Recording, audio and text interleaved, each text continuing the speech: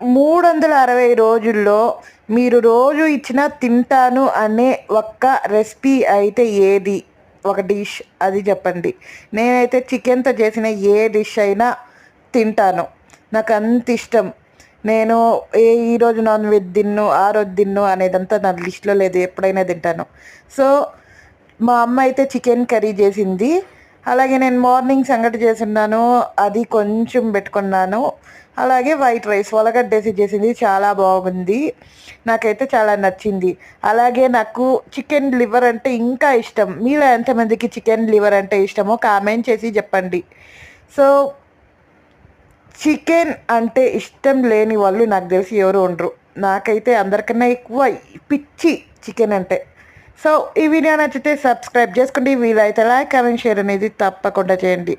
నాకు సపోర్ట్ చేస్తున్న ప్రతి ఒక్కరికి thank you so much. Love you lot and bye bye.